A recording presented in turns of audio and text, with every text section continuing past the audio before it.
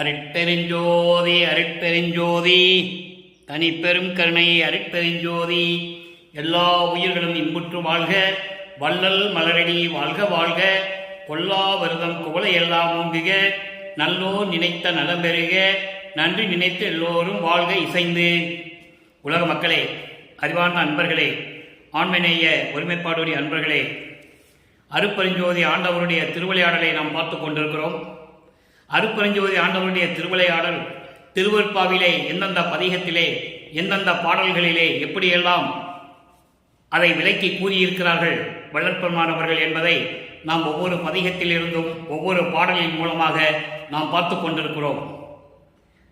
அருட்பெருஞ்சோதி ஆண்டவருடைய திருவிளையாடல் 1823ஆம் ஆண்டு தொடங்கி 30/1/1874 ஆண்டுகள் வரையிலும், அதாவது 51 ஆண்டுகள் வரையிலும் எப்படியெல்லாம் திருவிளையாடல் நடந்தது என்பதையும், தனது மகனை ஒரு தாயின் வழியாக இந்த மண்ணுலக்கே வருவிக்க செய்து, சமயங்களிலும் மதங்களிலும் மார்க்கங்களிலும் ஈடுபட செய்து, அதன் பிறகு இந்த சமயங்களும் மதங்களும் மார்க்கங்களுடைய நெறிகள், வழிமுறைகள், வழிபாட்டு முறைகள், சங்கற்ப விகற்பங்கள் இவையெல்லாம் தேவையில்லை என்று சொல்லி தன் மகனிடம் சுத்த சன்மார்க்கத்தை ஒப்படைத்து உலக மக்களை எல்லாரையும் சுத்த சன்மார்க்கத்தில் இணைத்து உலக மக்கள் அனைவரும் சமரசமாக இன்பமாக வாழ வேண்டும் என்பதற்காகவே தன் மகனை ஒரு தாயின் வழியாக இந்த மண்ணிலுக்கு வருவிக்க செய்தார் அருட்பெருஞ்சோதி ஆண்டவர்.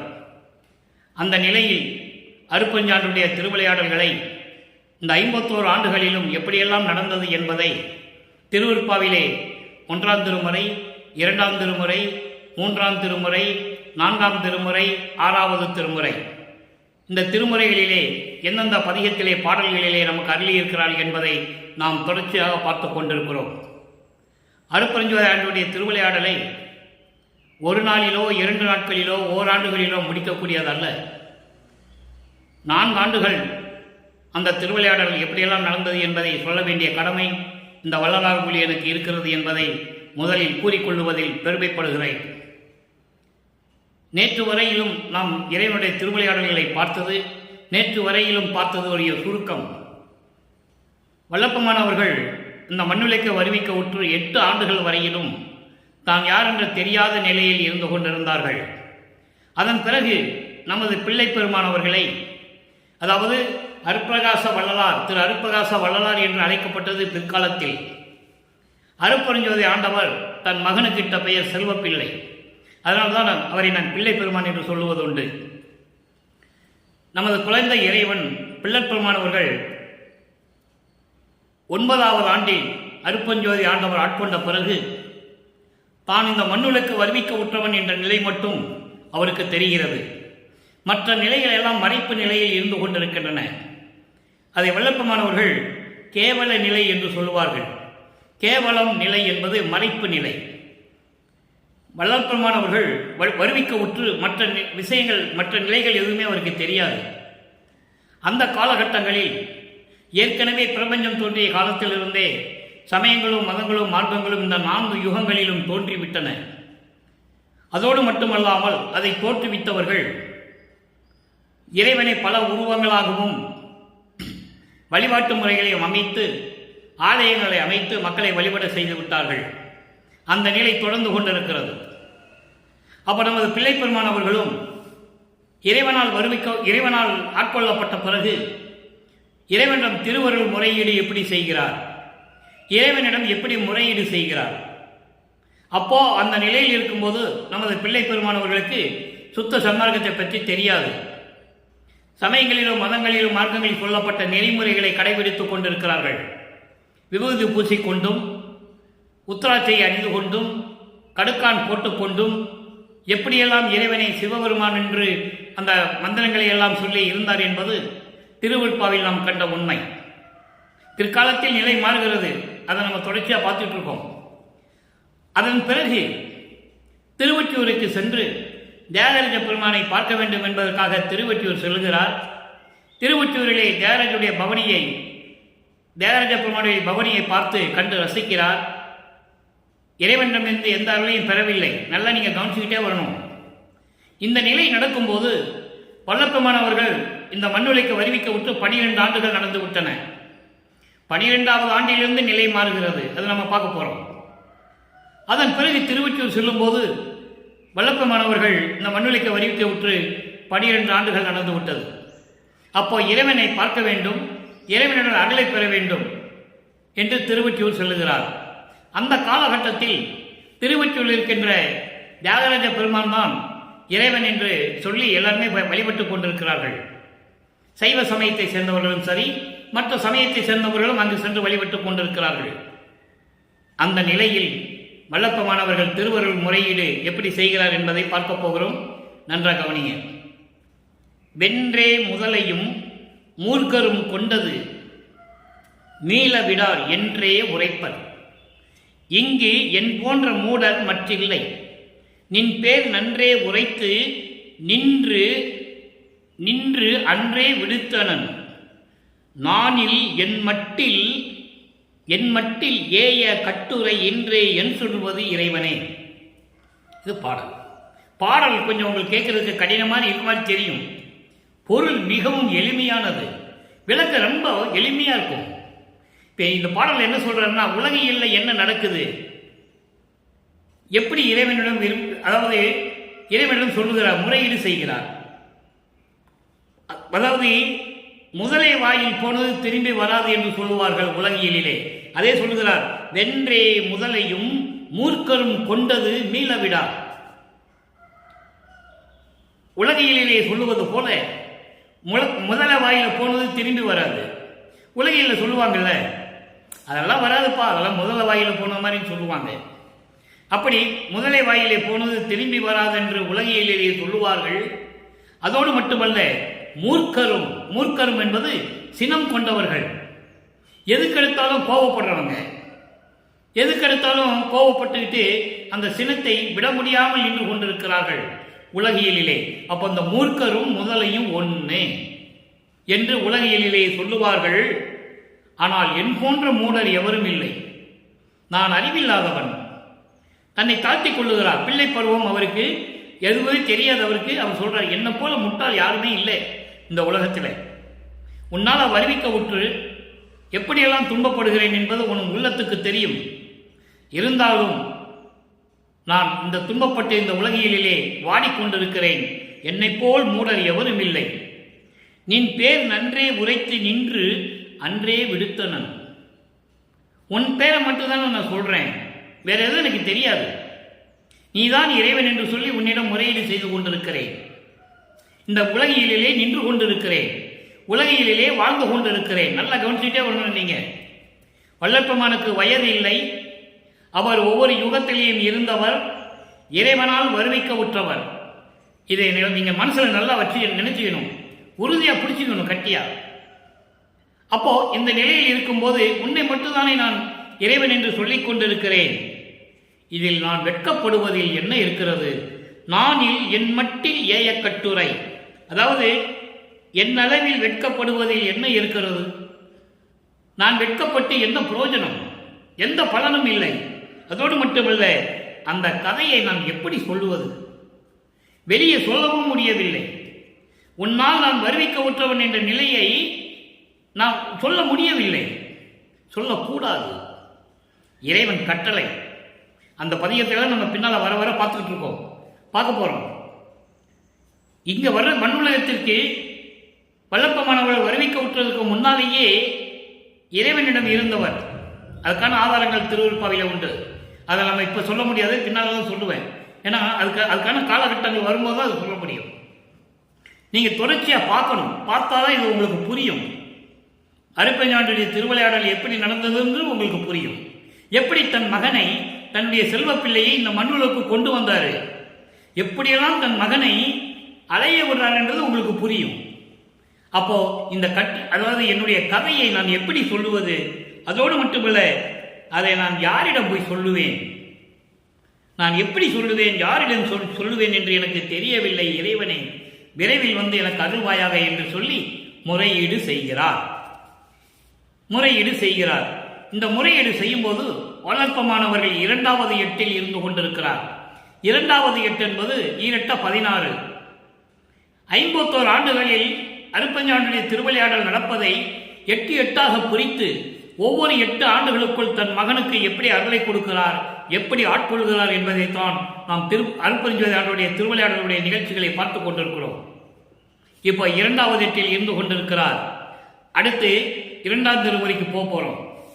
ஒவ்வொரு திருமுறையிலும் ஒவ்வொரு பாடலிலும் எப்படி இந்த விஷயங்கள்லாம் அடங்கியிருக்கு, எப்படி இந்த உண்மைகள்லாம் இருக்கின்றதான் நம்ம பார்த்துட்டு இருக்கோம். இப்போ 2வது திருமுறையிலே 2வது பதிகம் அருள் நாம விளக்கம். 1வது பதிகத்தில் என்ன பார்த்தோம்? புண்ணிய விளக்கம் என்ற தலைப்பிலே 10 பாடல்ல பார்த்தோம். அந்த 10 பாடலையும் உள்ளத்திடம் சொல்லுவார். சிவாய நம என்று சொல்லி திருநீர் பூசிக்கோன்னு சொல்லுவார். எங்க? உள்ளத்திடம் சொல்லுவார். ஏன் உள்ளத்திடம் சொல்லுகிறார் என்றால், மனம் ஒரு நிலையில் இல்லை, அதை உலக மக்களுக்கு தெரிவிக்க வேண்டும். அதற்காக உள்ளத்தை மனதை சாந்தப்படுத்துகிறார். அந்த காலகட்டங்களில் சமயங்களும் மதங்களும் மார்க்கங்களும் அந்தந்த சமயத்திற்கு ஏற்றபடி குறியீடுகளை அமைத்துக் கொண்டிருந்தார்கள். சைவ சமயத்தை சேர்ந்தவர்கள் திருநீர் பூசிக்கொண்டும், வைஷ்ணவ சமயத்தை சேர்ந்தவர்கள் நாமம் விட்டுக் கொண்டும், நாமத்திலேயே பல வகை உண்டு. ஒற்றை நாமம், கொண்டி நாமம், பாத நாமம் என்று பல வகைகள் உண்டு. இப்படி சைவ சமயத்திலே உண்டு. பட்டை இடைவெளி இல்லாமல் பூசுவாங்க. சில பேர் 3 கோடு போட்டுக்குவாங்க. அதில் குங்குமம் போட்டு வச்சுக்குவாங்க, சந்தனம் போட்டு வச்சுக்குவாங்க. இது குறியீடுகள், சங்கற்ப விகற்பங்களில் வருகின்ற குறியீடுகள். இப்படி பிரபஞ்சம் தோன்றிய காலத்திலிருந்து இதான் செஞ்சுக்கிட்டு இருந்தாங்க. வள்ளற்பமானும் திருநீர் பூசி கொண்டிருந்தார் இந்த காலகட்டத்தில். அப்போ அது புண்ணிய விளக்கத்தில் பார்த்தோம். இப்போ அருள் நாம விளக்கம்.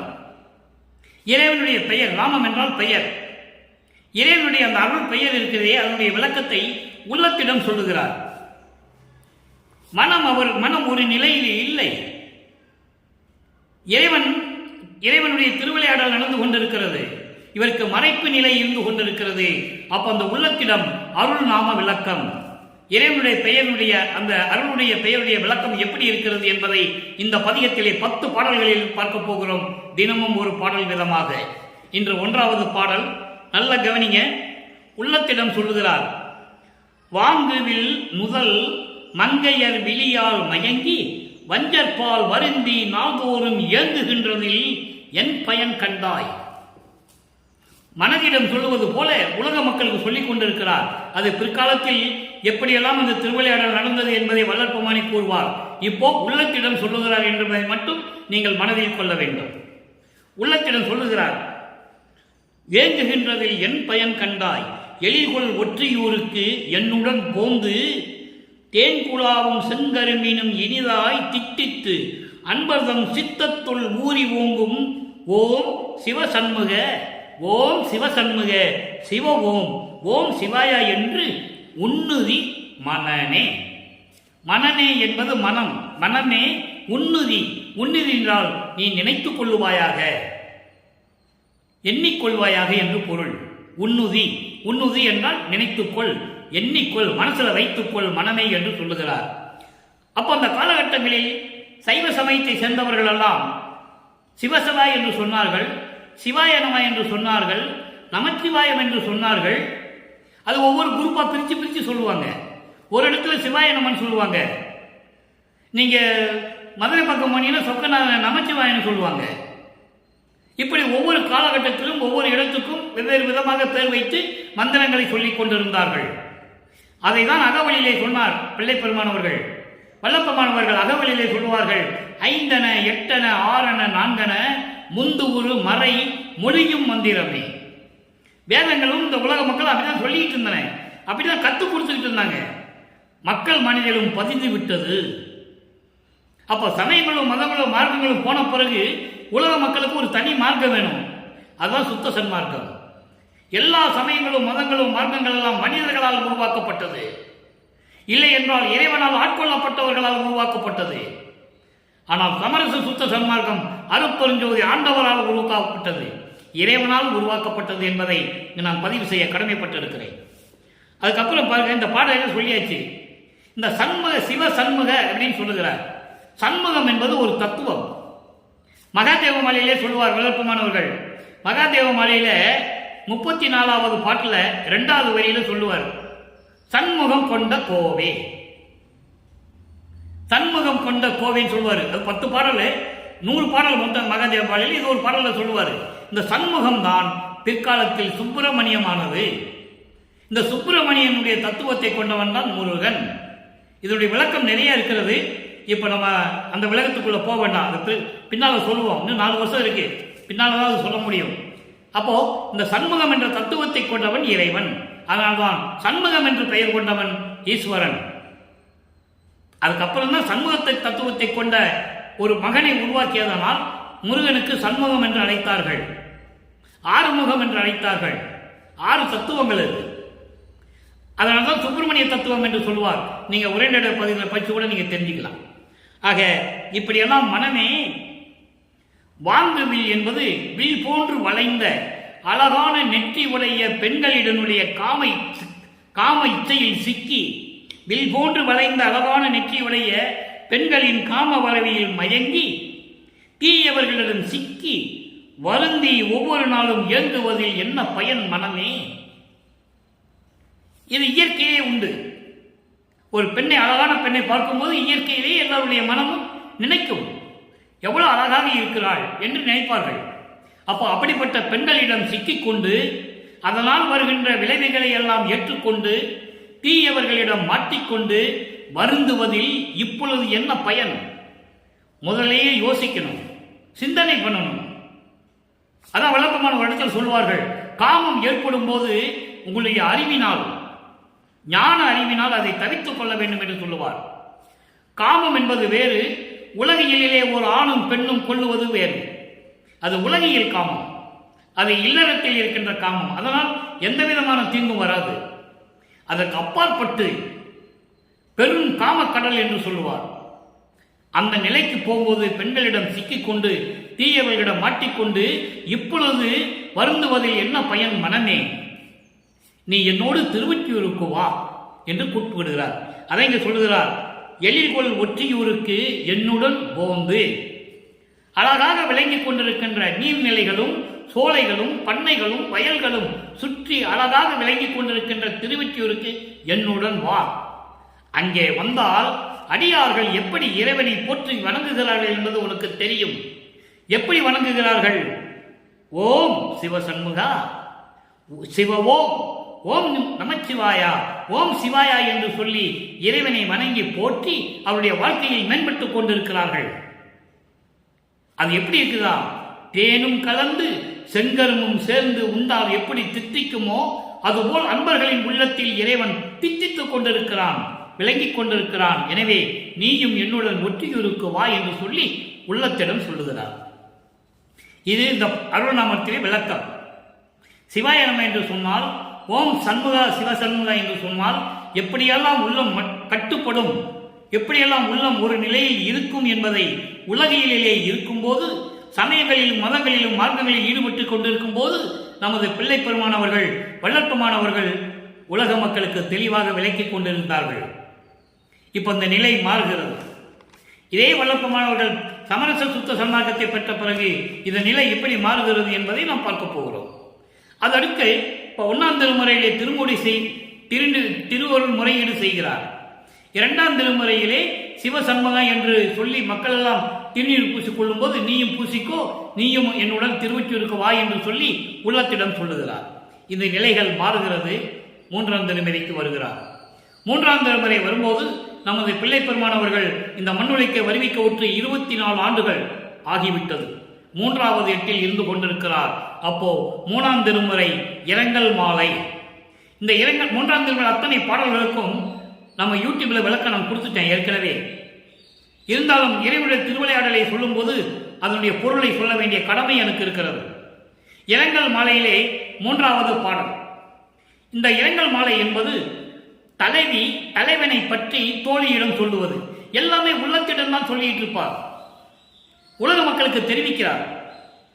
தோழியை, அதாவது உள்ளத்தை தோழியாக வர்ணனை செய்து தன்னை தலைவியாகவும் இறைவனை தலைவனாகவும் கற்பனை செய்து இந்த பாடல்களை நமக்கு அள்ளி இருக்கிறார்கள்.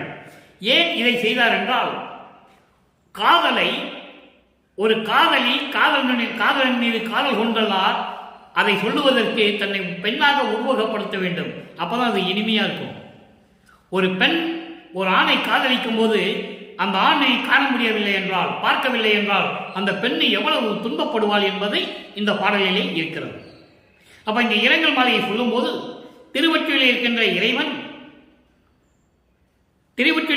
இறைவன் அடியார்களுக்கு அருளை கொடுத்துக் கொண்டிருக்கின்ற இறைவன், அப்படிப்பட்ட இறைவன் காலை வாகனம் மீது வந்து கொண்டிருக்கின்ற இறைவன், அப்படிப்பட்ட இறைவனை நான் மாலையிட்ட நாள் முதல் இந்த நாள் வரையிலும் எந்த சுகமும் நான் அனுபவிக்கவில்லை. ஏன் இங்கே மாலையிட்டு என்று சொல்லுகிறார்? தன்னை பெண்ணாக உருவகப்படுத்தியதனால் மாலையிட்டது என்று சொல்லுகிறார். இறைவன் என்னை ஆட்கொண்டதிலிருந்து இந்த நாள் வரையிலும் இறைவன் தன்னை 9வது ஆண்டில் ஆட்கொண்டதை சொல்லுகிறார். ஆண்டாறு 3 ஆண்டில் ஆட்கொண்ட அருள்கடலே என்று சொல்லுவார். அதாவது ஆளோடு 3வது ஆண்டிலே முன்னம் என்னை ஆட்கொண்ட இறைவனை என்று சொல்லுவார். 6 + 3 9. என்னை இறைவன் ஆட்கொண்ட பிறகு, நான் இறைவனை ஏற்றுக்கொண்ட பிறகு அதான் மாலையிட்டேன் என்று சொல்லுகிறார்.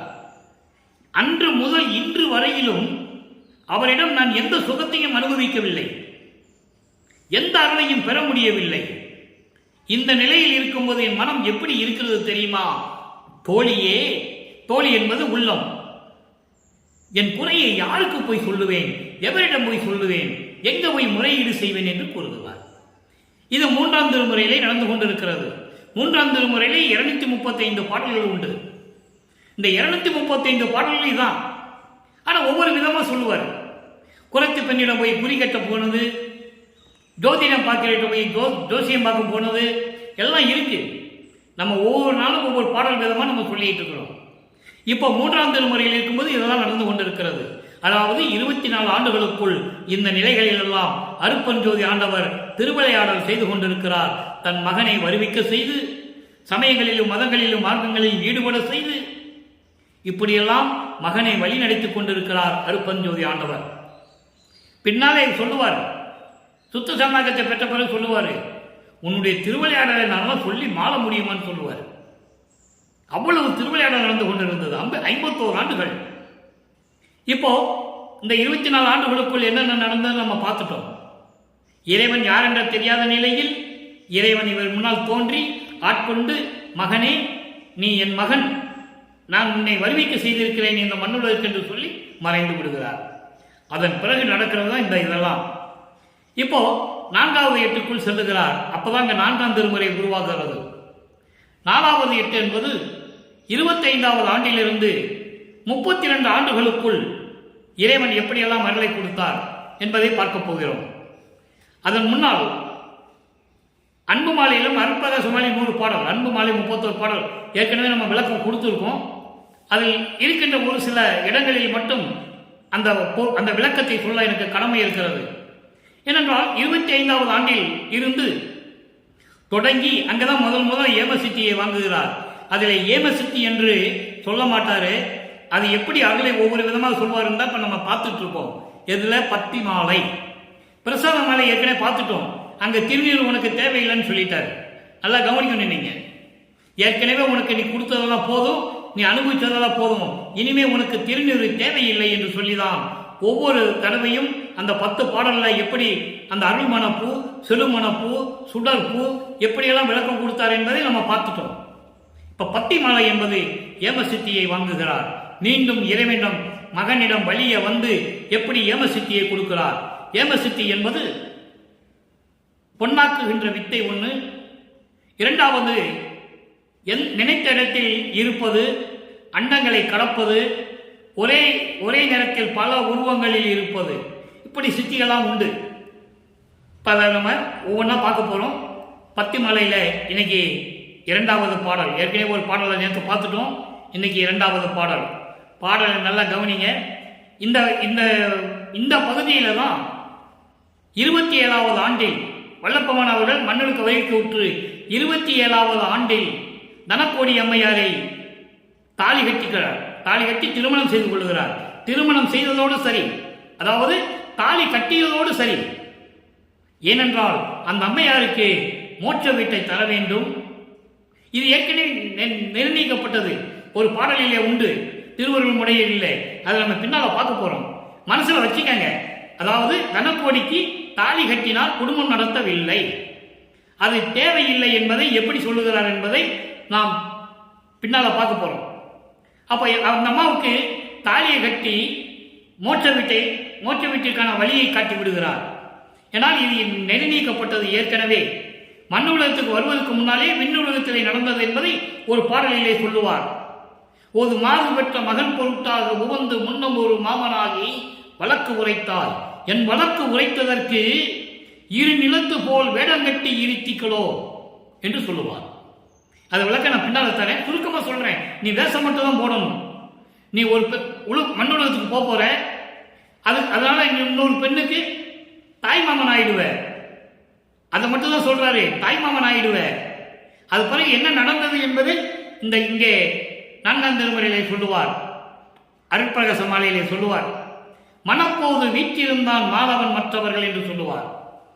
தனக்குடி அம்மையாரை தாலி கட்டி மோட்ச வீட்டுக்கான வழியை காட்டிவிட்டு அங்கே நான் இருக்கும்போது விண்ணுலகத்தில் இருந்த தேவர்கள் எல்லாம், அதாவது திருமால் பிரம்மன் முதல் அத்தனை பேருமே வந்து என்னை வாழ்த்தினார்கள் என்று சொல்லுவார். வந்து அங்கே இருந்தார்கள். நீயும் என் தாய் சிவகாமி வள்ளியும் வரவில்லை, என் மனம் எப்படி துன்பப்பட்டது என்று சொல்லுவார்.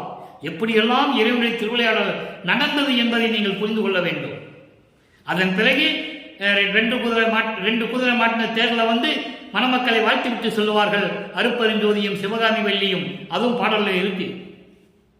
ஆக இந்த நிலையில் இருக்கும்போது தனக்கோடி அம்மையாரை தாலி கட்டி மனைவியாக ஏற்றுக்கொள்ளுகிறார். உலகியலுக்காக இறைவனுடைய திருவிளையாடலுக்காக. அதன் பிறகு இந்த பத்தி மாலையிலே சொல்லுவார் ஏம சித்தியை எப்படி கொடுப்பார் என்று அதை நாம் பார்க்க போகிறோம்.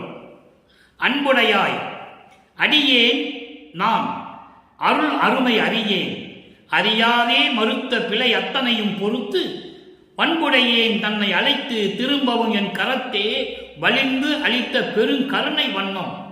கருணை வண்ணம் என்பது தயவோடு கொடுத்த அந்த அருள் கொடை. என்றன் மனமும் இன்புடை கண்களும் விட்டு அகலாதே இன்னும் விளங்குகின்றதாயினும் என் வெய்ய மனம் உருகாது.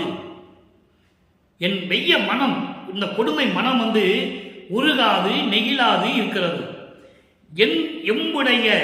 என்புடைய உடலும் இதற்கு உருகல் அறிதலவே இனித்த நலம்புரிந்து மன்றில் தனித்த சிவக்கொழுந்தே. இங்க ஒரு அருள் கொடையை கொடுக்கிறதை எப்படி ஏமசிக்குன்னு நீங்க சொல்றீங்கன்னு என்ன கேட்கலாம். இது சூட்சமமான இறைவனுடைய விளக்கம்.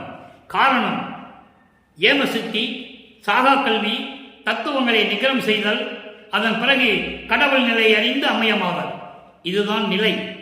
அப்போ ஏமசித்தி தான் முதல்ல கொடுக்கிறாரே, அதை கொடுக்கும்போது தான் இந்த 4ஆம் திருமுறை உருவாகிறது. ஏமசித்தி பெற்ற பிறகு சாகா கல்வியை கொடுக்கும்போது அங்க 6ஆம் திருமுறைக்கு போயிட்டாரு. நல்லா கவனிச்சுட்டாரு. நீங்க தனக்கோடி அம்மையாரை திருமணம் செய்கின்ற வரைக்கும் அவர் சமயங்களிலும் மதங்களிலும் மார்க்கங்களில் ஈடுபட்டுக் கொண்டிருந்தார். அதன் பிறகுதான் சுத்த சன்மார்க்கத்தை பெறுகிறார். அதன் பிறகுதான் திருநீரை பூசுவதை நிறுத்துகிறார். கடுக்கானை இறைவனே வந்து கலட்டுகிறார். இதெல்லாம் உண்டு. அதை நம்ம பின்னால பார்க்க போறோம். திருடன் வேடத்தில் வந்து கடுக்கானை கலட்டியது யார்? அருப்பெருஞ்சோதி ஆண்டவர். ஏனென்றால் தன் மகனுக்கு சுத்த சன்மார்க்கத்தை கொடுக்க வேண்டும். அப்போ சமயங்களிலும் மதங்களிலும் மார்க்கங்களில் இருக்கின்ற இந்த சங்கற்ப விகற்பங்கள் சடங்குகள் சம்பிரதாயங்கள் எதுவுமே இருக்கக்கூடாது. அதுதான் சுத்த சன்மார்க்கம். அந்த நிலையில் இருக்கும்போது அது உருவாகிறது. அதை நம்ம பின்னால பார்க்க போறோம். இந்த பாடல் என்ன சொல்றாரு பாருங்க. என் மீது அன்பு கொண்ட இறைவனே, உன்னுடைய அருள் அருமையை இந்த அடியேன் அறியவில்லை. உன்னால் இந்த மண்ணுலக்கு வருவிக்க உற்று, அதான் சொல்றாரு, அறியாதே மறுத்த பிழை அத்தனையும் பொறுத்து. அப்படி என்றால் உன்னால் இந்த மண்ணுலக்கு வருவிக்க உற்று எதுவும் தெரியாத நிலையில் சிறுவயதில் என்னை ஆட்கொண்டு என்னை சமயங்களிலும் மதங்களிலும் மார்க்கங்களில் ஈடுபட செய்து, அப்போ நான் செய்த தவறுகளை எல்லாம் இவரா தெரிஞ்சு செய்யல. அது ஒரு பாடல சொல்லுவாரு. அதையும் நம்ம பார்க்க போறோம். இப்போ இருக்கிறத மட்டும் நீங்க மனசுல நல்லா வச்சுக்கணும். அவர் எதையுமே விரும்பி செய்ததில்லை. சமயங்களிலும் மதங்களிலும் மார்க்கங்களிலும் இருக்க சொன்னது இறைவனுடைய திருவிளையாடல். அது பின்னால சொல்லுவாரு. அப்போ இந்த நிலைகள் இருக்கும்போது நான் செய்த தவறுகளை எல்லாம் முழுமையாக மன்னித்து இந்த தீயவனை மீண்டும் அழைத்து திரும்பவும், நல்ல கவனிக்கணும் நீங்க. அப்போ இறைவனுடைய திருவிளையாடல் நடந்து கொண்டே இருக்கிறது ஒவ்வொரு காலகட்டத்திலும். அப்போ அழைத்து என் கரத்தே வலிந்து அளித்த அந்த பெரும் கருணை வண்ணம். பெரும் கருணை வண்ணம் என்பது பெரும் தயவுடன் ஒரு அருள் கொடையை எனக்கு கொடுத்தாயே. அந்த அந்த அந்த காட்சி அந்த காட்சி என் மனமும் என்னுடைய கண்களும் விட்டு அகலாது இன்னும் விளங்கிக் கொண்டிருக்கிறது என்றாலும் கூட என் மனம் உருகவில்லை, என் மனம் இன்னும் இறங்கவில்லை என்று சொல்லிவிட்டு சொல்லுகிறார், என்புடைய உடலும் எலும்புகளாலும் சதைகளாலும் நரம்புகளாலும் அழியக்கூடிய இந்த உடம்பு எப்படி உருகும்? எப்படி அதுக்கு இலக்கம் தெரியும்? தெரியாதுல்ல. அப்போ இந்த உடம்பு உன்னால்தானே ஏற்பட்டது என்று சொல்லுகிறார். உன்னிடம் இருந்த எண்ணெய் இந்த மண்ணுலையில் வந்ததனாலே, உலகியலிலே என்னை வருவி கூட்டுறதுனாலே தானே இந்த உடம்பு நான் எடுக்க வேண்டியதாயிற்றது. அப்ப இது யாருக்கு காரணம்? நீதானே காரணம். அப்ப இந்த உடம்பை அழியா உடம்பை ஆக்கி கொடுக்க வேண்டும் என்று சொல்லுவார். அந்த விளக்கத்தை எல்லாம் நாம் பார்த்து விட்டோம். திருவருள் விலையில் சொல்லுவார். அந்த அந்த நிலை முடிந்து விட்டது. அப்போ இந்த நிலையில் இருக்கும்போது இந்த உடம்பு எப்படி இதை நினைச்செல்லாம் உருக போகுது எனக்கு தெரியல. இனித்த நடம்புடியும் பேரின்பமாக அருள் நடனம் செய்து கொண்டு திருச்சிற்றம்பலத்திலே விளங்கிக் கொண்டிருக்கின்ற இறைவனே சிவக்கொழுந்தே, இறைவனை சிவக்கொழுந்து என்கின்றார். சிவக்கொழுந்து என்பது சிவத்தினுடைய தன்மையை விளங்கிக் கொண்டிருக்கின்ற தலைவனே என்று சொல்லுகிறார். இப்ப பத்திமலையில ஏமசித்தியை கொடுக்கக்கூடிய, ஏமசித்தியை விலைக்கு கொடுக்கக்கூடிய அந்த ஒரு அருள் கொடையை வாங்கி கொண்டார். இது 4ஆம் திருமுறையோடு முடிந்து விட்டது. 5ஆம் திருமுறை பதத்தலைவர்களையும் தத்துவத்தினுடைய தலைவர்களையும் பற்றி பாடியது. அங்கே இறைவனுடைய திருவிளையாடல் எதுவும் நடக்கல. பாடினார். 8 வயதிற்குள் அவர் அந்த நிலையில் இருக்கும்போது பாடினார். முருகனை பற்றியோ விநாயகனை பற்றியோ மற்ற பதத்தலைவர்களை பற்றியோ பாடியது உண்மை. அது 5ஆம் திருமுறையிலே உண்டு. 6ஆம் திருமுறைக்கு வருகிறோம். 6ஆம் திருமுறைக்கு வரும்போது சுத்த சன்மார்க்கத்தை பெறுகிறார். சுத்த சன்மார்க்கத்துக்குள்ள உள்ள நுழைகிறார் என்றார்கள். அப்போ இறைவனுடைய விளக்கம் என்ன சொல்லி அவனுள்ள, ஏன்னா சமயங்களிலும் மதங்களிலும் மார்க்கங்களில் இருக்கும்போது இறைவன் எப்படி இருந்தார் சொன்னார்ல. திருவொற்றியூரில் இருந்தாரு. அவர் பேரு தியாகராஜ பெருமான். கழுத்துல பாம்பு சுத்திட்டு இருப்பாரு, தலையில கங்கையை வச்சுட்டு இருப்பாரு, பிறைசந்திரனை சூடிக்கிட்டு இருப்பாரு, கையில ஆயுதத்தை வச்சிருப்பாரு, சூலாயுதத்தை வச்சிருப்பாரு, எல்லாம் சொல்லுவார்.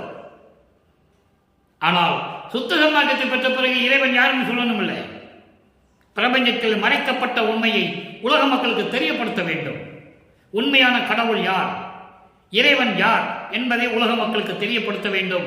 அந்த இறைவன் எப்படி இருக்கிறார் என்பதை தான் பதி விளக்கம் என்ற பதிகத்திலே கூறியிருக்கிறார்கள். பதி என்பது கடவுள். இந்த கடவுளுடைய விளக்கம் எப்படி இருக்கிறது? 12வது பாடல். பாடலை நல்லா கவனிங்க. இறைவன் எப்படிப்பட்டவன்? அருட்பெருஞ்சாத ஆண்டவர் எப்படிப்பட்டவன்?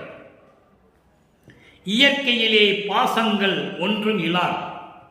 நல்லா கவனிச்சுட்டே வரணும். அவ்வளவு உண்மைகள் இருக்கிறது இங்கே. இயற்கையிலே பாசங்கள் ஒன்றும் இல்லார், குணங்கள் ஏதுமில்லார், தத்துவங்கள் ஏதுமில்லார், மற்றும் ஓர் செயற்கை இல்லார், பிறப்பிலார் இறப்பிலார், யாதும் யாதும் திரிவிலார், களங்கமில்லார், தீமை ஒன்றுமில்லார், வியப்புற வேண்டுதலில்லார், வேண்டுமை இல்லார். அதுக்கடுத்து மெய்யே மெய்யாகி எங்கும் விளங்கி இன்பமாய் உய்யத் தரும்போர் சுத்த சிவானந்த சபைதனிலே. சத்தியஞான சபை எப்படி சொல்றாரு? சுத்த சிவானந்த சபை, சுத்த சன்மார்க்கத்தோடு விளங்கிக் கொண்டிருக்கின்ற சபை. முக்கிய தடைகளாகிய சமயங்களும் மதங்களும் மார்க்கங்களும், அதாவது சுத்த சன்மார்க்கத்தின் முக்கிய தடைகள் என்று சொல்லுவார். இதனுடைய சங்கற்பங்கள், விகற்பங்கள், ஆராதனைகள், அபிஷேகங்கள், வழிபாட்டு முறைகள் இல்லாத சுத்த சிவானந்த சபை, அதுதான் சத்தியஞான சபை. அப்படி சபையிலே விளங்குகின்ற தனிக்கடவுள் ஒருவர் உண்டு, உலக மக்களே அறிந்து கொள்ளுங்கள் என்று சொல்லுகிறார். இதுதான் பதி விளக்கம். இதனுடைய விளக்கம் பாருங்க. இயற்கையிலே பாசங்கள் ஒன்றும் இல்லார். இது இறைவனுடைய 8 குணங்களில் இது ஒன்று. இயற்கைகளே பாசங்களை நீக்குதல் என்று சொல்லுவார். தன்மையத்தனாதல், தூய உடம்பினாதல், இயற்கையாகவே பாசங்களை நீக்குதல், முற்றிலும் உணருதல், முடிவில் ஆற்றல் உடைமை, பேரறிவில் இன்ப உடைமை, இதெல்லாம் சொல்லுவார். 8 குணங்கள் உண்டு. மண்பில் இன்ப உடைமை என்று சொல்லுவார். இப்படி 8 குணங்களிலே இதுவும் ஒன்று. இயற்கையாகவே பாசங்களை நீக்கியவர். அவருக்கு எந்த பாசம் பந்தமும் கிடையாது. ஒன்றுமில்லார், குணங்கள் ஏதுமில்லார். குணங்கள் என்பது இங்கே எந்த குறையும் இல்லாதவர். குணங்கள் ஏதுமில்ல, குணம் இல்லாதவர் இல்லை, அப்படி நீங்க எடுத்துக்கொள்ளக்கூடாது. எந்த குறையும் இல்லாதவர், எந்த குறையும் இல்லாதவர், தத்துவங்களை எல்லாம் கடந்தவர். அதோடு மட்டுமல்ல, மற்றும் ஒரு செயற்கை அல்லார். அவர் செயற்கையாக வந்தவர் அல்ல, இயற்கையாகவே சுயமாக தோன்றியவர். ஆதியும் அந்தமில்லாமல் அருட்பெருஞ்சோதி என்று சொல்லுவார். பிறப்பிலார் இறப்பிலார். பிறப்பில்லை இறப்பில்லை என்று சொல்லும் போதே சுயமாக தோன்றியவர் என்று பொருள் எடுத்துக் கொள்ளலாம். அதுக்கடுத்து யாரும் திரிபிலார், முரண்பாடு இல்லாதவர். ஏன் இதை திரிபிலார் என்று சொல்கிறார்? திரிபு என்பது முரண்பாடு, வேறுபாடுகள். இதை ஏன் சொல்லுகிறார்கள் என்பதை நீங்கள் புரிந்து கொள்ள வேண்டும். அவ்வளவு விளக்கம் இருக்கிறது. இதுக்கு மட்டும் விளக்கம் கொடுக்க வேண்டாம், ஒரு மாதம் பேசணும். நான் சுருக்கமாக சொல்லுகிறேன். இந்த வேறுபாடுகள் முரண்பாடுகள் என்பது சமயங்களிலும் மதங்களிலும் மார்க்கங்களிலும் உண்டு. உதாரணமாக சொல்ல வேண்டும் என்றால், சைவ சமயத்தை சேர்ந்த ஆலயங்களை எடுத்துக்கொள்ளுங்கள். மதுரையிலே, திருவொற்றியூரிலே, திருவாரூரிலே, சிதம்பரத்தில் இருக்கின்ற நடராஜன், நீங்க யாரை வேணா எடுத்துக்காங்களேன், முரண்பாடு இருக்கும். வழிபாட்டு முறைகள் வேறையா இருக்கும், அபிஷேகங்கள் வேறையா இருக்கும், செயல்பாடுகள் வேறையா இருக்கும். இப்போ எந்த முரண்பாடு இல்லாமல், இந்த வேறுபாடுகள் இல்லாமல் இருக்கின்ற இறைவன். இங்க அபிஷேகம் கிடையாது, ஆராதனை கிடையாது, மொட்டை போடுறது கிடையாது, காது குத்துறது கிடையாது, அழகு குத்துறது கிடையாது, உயிர்களை பலியிடுவது கிடையாது.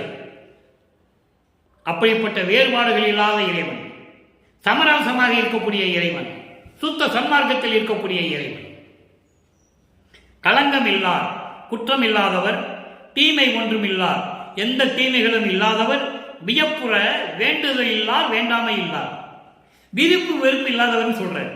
வேண்டுதல் வேண்டாமை என்பது விருப்பு வெறுப்பு. விருப்பு வெறுப்பு இல்லாத அதிசயத்தக்கமான இடத்தில் இருக்கின்ற இறைவன், அதான் வியப்பு உரா. அதுக்கு அடுத்து சொல்றாரு, மெய்யே மெய்யாகி, இயற்கை விளக்கத்தின் உண்மையாகி விளங்கிக் கொண்டிருக்கின்ற இறைவன் என்று சொல்லுகிறார்.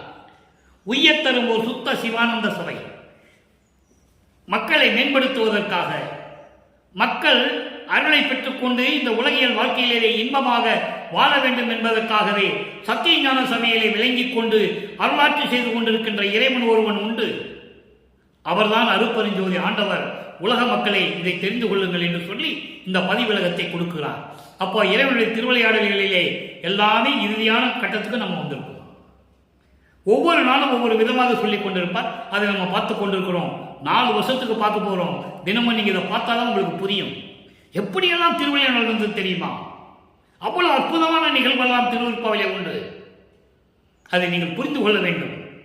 அடுத்து பாருங்க, இப்போ திருவருள் விளைதல், அங்கே திருவருள் முறையீடு. சமயங்களும் மதங்களும் மார்க்கங்களும் சூழ்ந்திருந்த காலகட்டங்களில் அது முறையீடு எப்படி செய்தார் என்பதை நாம் பார்த்து விட்டோம். இங்கே சுத்த சன்மார்க்கத்தை பெற்ற பிறகு எப்படி அருள் வேண்டும் என்று சொல்லுகிறார் இறைவனிடம், தன் தந்தையிடம் எப்படி வேண்டுகிறார் என்பதை பார்க்க போகிறோம். 12வது பாடல். சோதியே என்னை நீ சோதனை தொடங்கில் சூழ் உயிர் விட தொடங்குவன் நாம். இனிமே உன்னுடைய திருவிளையாடலை நிறுத்து மகனை. இனிமே நீ என்கிட்ட திருவிளையாடல் செஞ்சேன்னா என்கிட்ட இந்த உயிரை நான் விட்டுருவேன். அப்ப நீதான் அதுக்கு பொறுப்பு, நான் பொறுப்பு கிடையாது.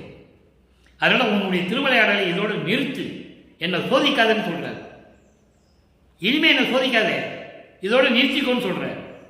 அடுத்து நீதியே அருட்பெருஞ்சோதியே.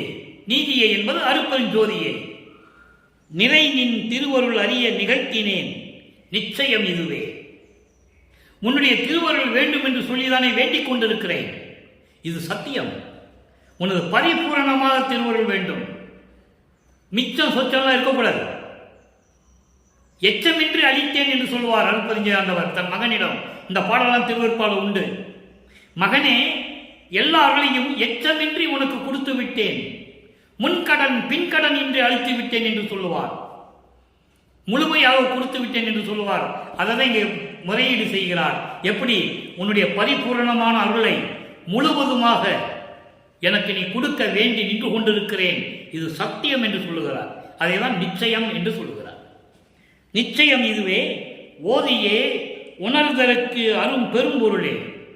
உன்னை வணங்குவதற்கும் போற்றுவதற்கும் அரிய இடத்தில் இருந்து கொண்டுகின்ற, உணர முடியாத நிலையில் இருந்து கொண்டிருக்கின்ற இறைவனே, உயிருக்கு உயிராகிய ஒளியே, என் உயிருக்கு உயிராகிய அருட்பெருஞ்சோதியே, பிரபஞ்சத்தில் இருக்கின்ற அத்தனை உயிரினங்களுக்கும் உயிரோட்டு கொண்டிருக்கின்ற அருட்பெருஞ்சோதியே, ஆதியே நடுவே அந்தமே.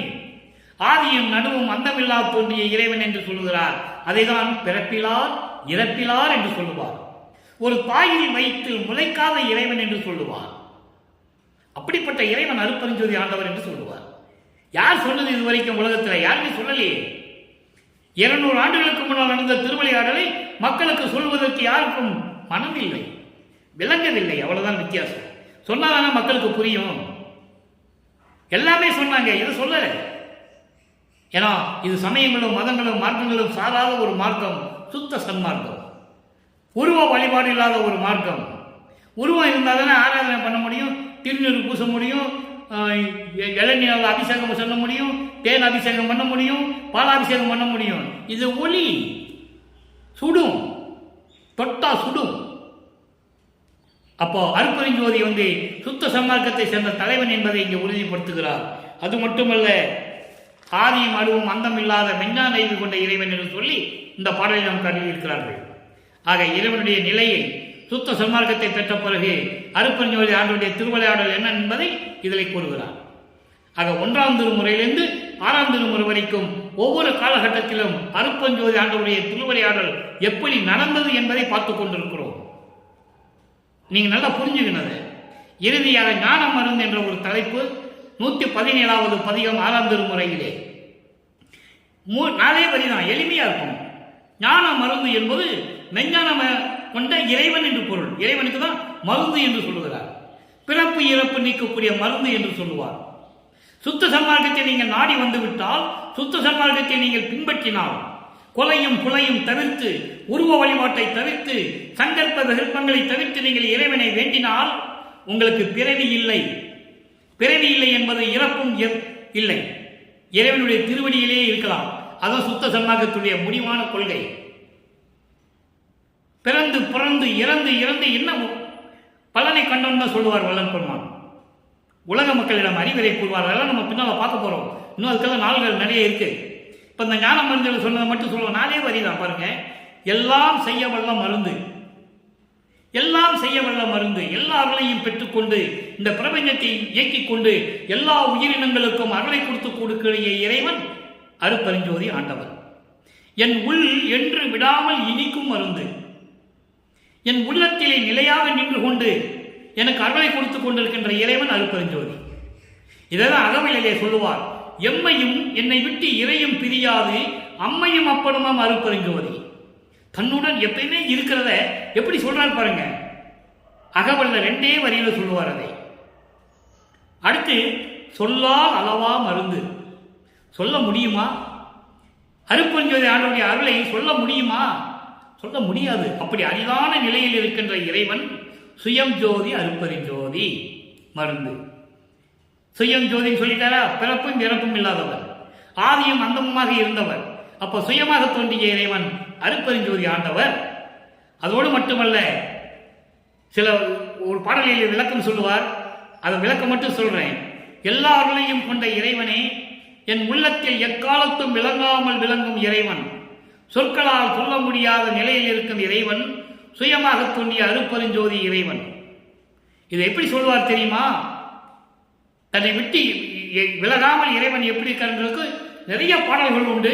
உதாரணத்துக்கு ஒரே ஒரு பாடல் 109வது பதிகம் உலகப் பேரு. அதில் 9வது பாடல், 7 உலக அவத்தை விட்டு ஏறினேன் மேல்நிலை, ஊழி ஊர் ஊழியில் உயிர் நிலைக்க பெற்றனன், உயிர் தலைத்து ஓங்கினன், ஆழியான் அயன் அதிசயத்திட என்னுள் வாழி அருட்பெருஞ்சோதி மன்னவே என்று சொல்லுவார். 7 உலக அவத்தை விட்டு என்பது 7 பிறப்பு இறப்புகளை நீக்கியது. அகவலிலே சொல்லுவார். ஊர்வன பரப்பன உருவன நடப்பன 6 உலக காத்துள்ள அருட்பெருஞ்சோதி. ஊர்வன என்பது ஊர்ந்து செல்லக்கூடிய பிராணிகள், உயிரினங்கள். பரப்பன பறந்து செல்லக்கூடிய உயிரினங்கள். உருவன என்பது தாவரங்கள், செடி கொடி மரங்கள் போன்ற தாவரங்கள். நடப்பன நடந்து செல்லக்கூடிய உயிரினங்கள். இந்த 4ம் சேர்த்து தேவர்கள், அசுரர்கள், மனிதர்கள். இது ஒரு 3, 4 3 7. இந்த 7 உலக அவத்தை விட்டு ஏறினன். மேல்நிலை. இந்த 7 உலக அவத்தைகளை நான் விட்டு மேலே சென்று விட்டேன். அங்கே எப்படி இருந்தது? இதற்காக ஊழி ஒரு ஊழி உயிர் தலைத்து ஓங்கினன். நான் ஒவ்வொரு யுகத்திலேயும் இருந்தவன் என்று சொல்லுகிறார். இதை யார் சொன்னது? வல்லற்பமானை பற்றி யாருமே சொல்லலையே. சோறு போட சொன்னாரு, முடிஞ்சு போச்சு. அதை மட்டும் தான் சொன்னாங்க. இதை நான் ஆணித்தரமாக நான் எங்க வேணாலும் சொல்லுவேன். வெளிநாட்டிலையும் இதை பேசியிருக்கேன்.